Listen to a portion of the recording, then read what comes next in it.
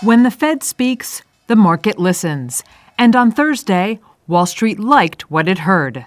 Credit this man, Atlanta Federal Reserve President Raphael Bostic, who sparked a relief rally in stocks when he said he preferred a, quote, slow and steady approach by the Fed to taming inflation.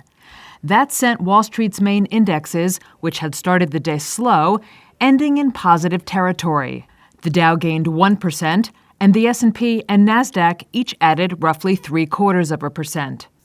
Bostic on Thursday said the Fed should stick with steady quarter-point rate increases, arguing that the impact of higher interest rates on the U.S. economy may only begin to bite in earnest this spring. Some traders had begun to price in a half-point hike by the Fed at its next meeting this month. Data on Thursday also showed that the number of Americans filing new unemployment claims fell again last week, indicating continued strength in the labor market, something that won't last, says Heartland Advisor CEO Will Naskovitz. It looks as though we're going to see a deterioration in the job market. S&P 500 earnings is a good leading indicator of job openings that appears to be rolling over. National Association of Independent Businesses intentions for adding employment is clearly plummeted. That's usually a leading indicator of unemployment going higher. So perhaps the market's saying that we're seeing the last gasp of strength in the employment market, and perhaps the Fed will be then relenting down the road. Monthly payrolls and consumer prices data in the coming days will offer investors more clues on how aggressive the central bank may be.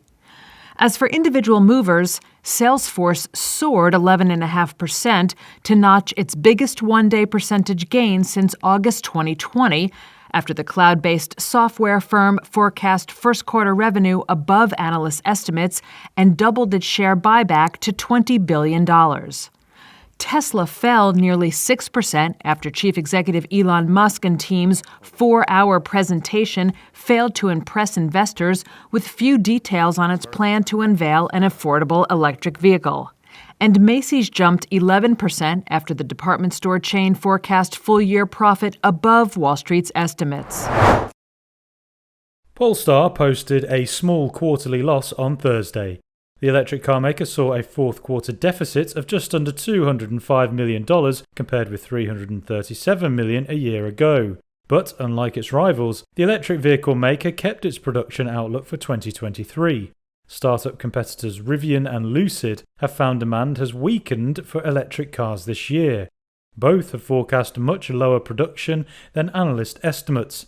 But Polestar stuck with the outlook it gave in January of 80,000 cars. That's up from the 51,000 it delivered last year.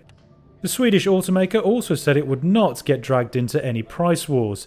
It has been a tough start to the year for EV makers. Tesla has slashed prices for some of its models, while supply chain bottlenecks have put more strain on startups. Some car makers have followed Tesla's lead and cut prices, but Polestar said it would not do the same.